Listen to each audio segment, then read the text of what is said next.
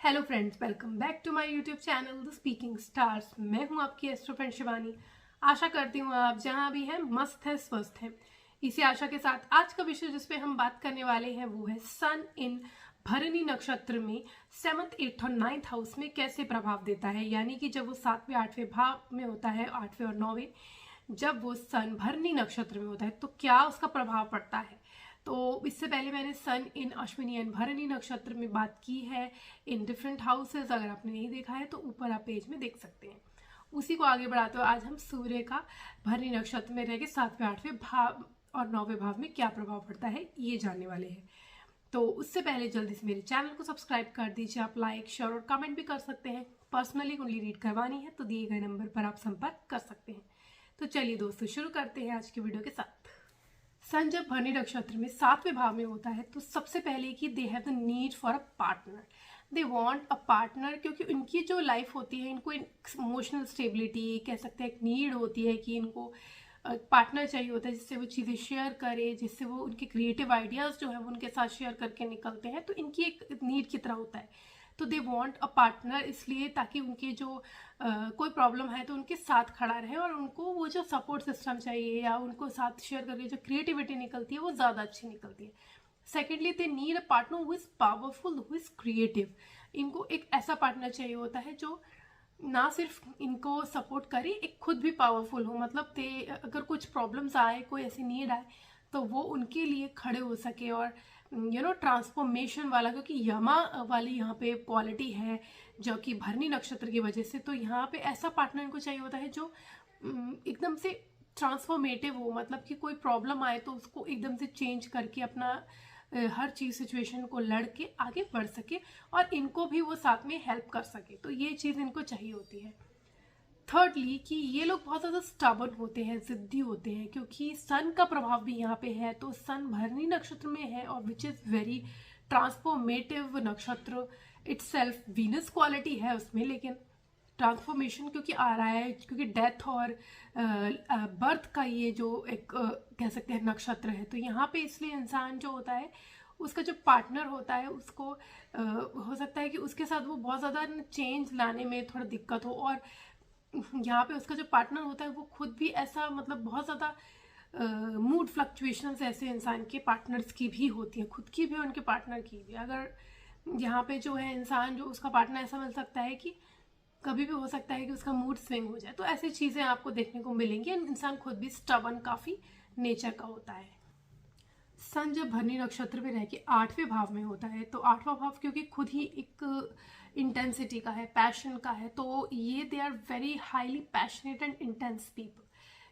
क्योंकि एक तो Bharani nakshatra which is also of transformation and 8th house is also about transformation. So इनकी energy जो है वो प्लस हो जाती है। It means they are very passionate, चाहे वो अपने रिलेशन में हो विद योर बिलवर्ड और विद योर लाइफ पार्टनर, बहुत ज़्यादा पैशनेट रहते हैं, इंटेंस रहते हैं and they are very keen to have very deep relation with their partner. तो काफ़ी इंटेंस इनकी एक कह सकते हैं कि बहुत नेचर रहती है। Secondly, they are very strong in, मतलब विल पावर इनकी बहुत स्ट्रॉन्ग होती है और डिटर्मिन बहुत होते हैं। चाहे कोई भी ऑब्स्टैकल्स ये फेस कर ले लाइफ में, व्हेन दे थिंक कि इनको कुछ चाहिए तो ये करके रहते हैं। जैसे कि इनका नक्षत्र है कि after a storm they get the things they want. मतलब कुछ अड़चने आने के बावजूद भी जब एक शांति सन्नाटा, यानी कि they achieve the thing which they want, चाहे वो कोई भी स्ट्रगल फेस करके ही, ओवरकम करके ही उनको मिले। थर्डली कि ये लोग जो होते हैं they have love for power, they want control, power इनको पसंद होता है कि इनको पावर मिले, यानी कि ये लोगों के ऊपर राज करें। क्योंकि डीप डाउन चाहे ये बताएं ना, लेकिन इनकी नेचर ऐसी होती है कि they want to have power. क्योंकि it is about 8th house and Yama which is जिसके पास पावर होती है डेथ की, उनके कंट्रोल होता है। वैसे इनको भी चाहिए होता है कि they want control over people, मतलब ये चाहते हैं कि इनके अकॉर्डिंगली काम हो। तो इनकी थोड़ी सी नेचर होती है कंट्रोलिंग, डिज़ायर्स होते हैं इनके, चाहे इनको मिले ना मिले बट इनके डीप डिज़ायर्स ज़रूर होते हैं। Fourthly, they are very problem होती है इनकी, क्योंकि हेल्थ इश्यूज क्रिएट हो जाते हैं इनके। 8th हाउस में जब सन होता है तो कोई ना कोई प्रॉब्लम क्रिएट करता रहता है, चाहे वो आपके सडन कोई छोटी मोटी चोट लग जाएगी, या अगर बहुत एफ्लिक्टेड है तो ह्यूज एक्सीडेंट्स भी हो सकते हैं, तो यहाँ ये प्रॉब्लम आता है। But they create a thing यानी डिज़ायर फॉर लॉन्जिविटी। तो ये क्या करते हैं, योगा ये सब चीज़ों में ज़्यादा फोकस्ड रहते हैं। And lastly very emotionally intense रहते हैं, क्योंकि इमोशंस 8th हाउस से बहुत ज़्यादा जुड़े होते हैं। एंड जो नक्षत्र है वो भी ऐसा ही है, तो दे have very deep emotions and that's why बहुत ज़्यादा इमोशनल होते हैं। और जब भी ये किसी से जुड़ते हैं, बहुत अटैच हो जाते हैं, तो कभी कभी इंटेंसिटी इतनी ज़्यादा बढ़ जाती है कि जब अगर कुछ नहीं होता इनके अकॉर्डिंगली बहुत देने के बाद भी, because they are very giving also, and जब नहीं मिलता तो कुछ गलत भी करने की मतलब इनकी थॉट्स हो सकते हैं। तो इनकी बहुत ज़्यादा इंटेंसिटी होती है इमोशंस में भी।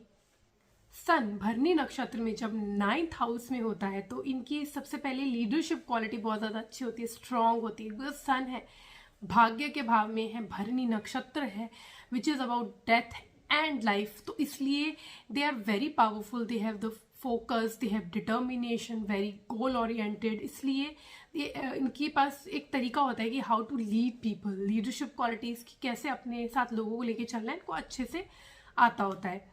Secondly they have connectivity to spirituality, बहुत ज़्यादा स्पिरिचुअल होते हैं ऐसे लोग, मतलब गॉड से जुड़ के कनेक्ट करके अपना पाथ फॉलो करना या ढूंढना कि इनकी ना, क्योंकि जैसे यहाँ पे मैंने बताया कि लाइफ एंड डेथ इन्वॉल्व होती है, जो कि एक भरनी नक्षत्र है और सन है यहाँ पे, तो इनका जो फोकस रहता है लाइफ में, क्योंकि सन इज ऑल्सो अबाउट सोल, तो इनकी सोल जो होती है किस पर्पस में होती है, regarding the life and death, and इसलिए ये स्पिरिचुअल बहुत होते हैं। ये they want to follow a path और टू क्रेव अ पाथ, ताकि लोग उनको फॉलो करें या फिर लोग जो है वो जाने सच्चाई। तो इनका एक तरीका होता है, स्पिरिचुअल इंक्लिनेशन के तरीके होते हैं अलग ही। Thirdly they have very strong believes, religious होते हैं, बहुत ज़्यादा कट्टर जिसको कहते हैं, बहुत ज़्यादा वैसे होते हैं, मतलब कि when they think about something, when they think कि ये चीज़ मुझे फॉलो करनी है या ये मेरा पाथ है, या इनका जो खुद का पाथ होता है उसमें अटल रहते हैं। मतलब ये बहुत ज़्यादा वो कह सकते हैं कि जो इंसान होता है बहुत ज़्यादा फॉलो करने वाला होता है, फोकस्ड रहता है अपने कल्चर, रिलीजन्स, इन सबको, बिलीव्स को, वो वाले ऐसे इंसान होते हैं।